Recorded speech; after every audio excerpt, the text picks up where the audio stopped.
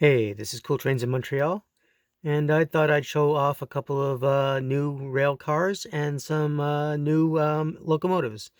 Now, they're not really actually new, but I haven't showed them off before, really.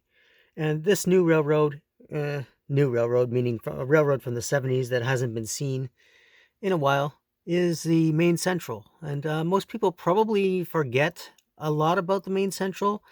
It used to be a subsidiary of the Boston and Maine. It's an Eastern Railroad, runs or used to run, like I'd say, in the Maine area and New Hampshire area.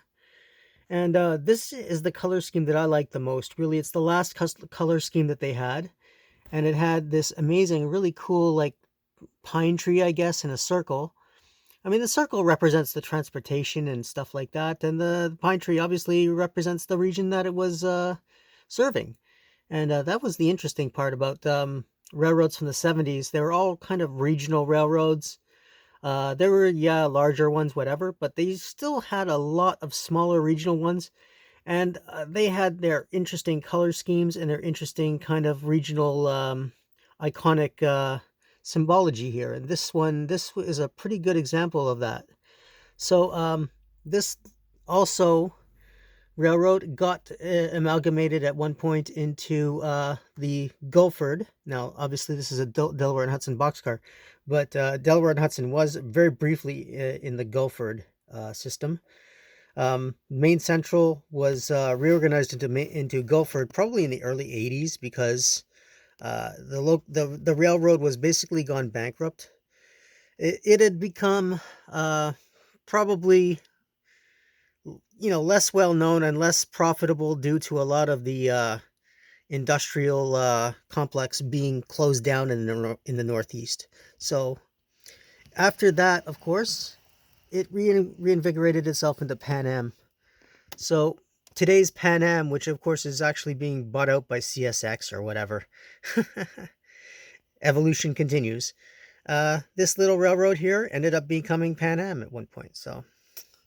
So here's what I have. These are, Atlas cabooses. I have two of them.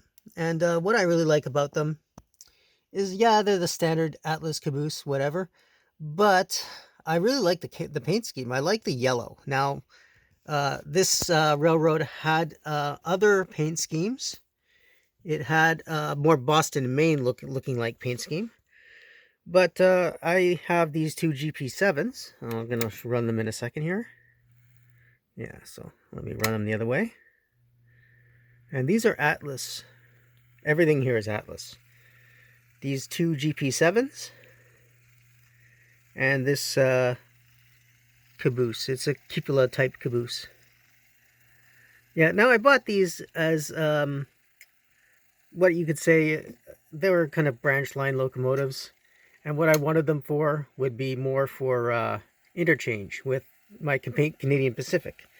So if you have a railroad like I do, I would like to have more than just one railroad on my railroad. I'd like to have, say, a possibility of an interchange with a different type of railroad. And this offered me that opportunity. So I got these two GP7s so I could, basically have this come in with a few cars on a siding, drop some stuff off, and then my Canadian Pacific train would come along and pick it up. So in the modern context, if you had a bunch of like AC locomotives, like the big Gevos or whatever, get some smaller, GP38s or whatever from a smaller other railroad, and you have like a little bit of variety where you could have something with running rights. So in this case here, what I have is only 3 locomotives because I don't have a big collection of this railroad of Maine Central. And like I said, Maine Central had this scheme at the end. It had a more Boston and Maine red and black or whatever that I wasn't really a fan of. But I really do like this scheme for some reason. I just like the color, that yellow is just very bright and interesting to me. And I like these locomotives. They run very smoothly. GP7s and GP9s from Atlas, you can't really beat them. They do run very well.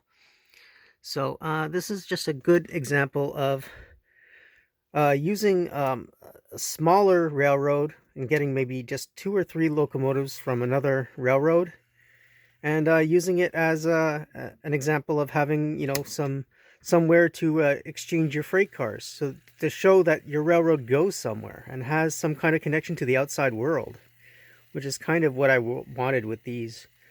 And I would probably use them with CP, because CP in Maine and Vermont, they would exchange cars with this railroad.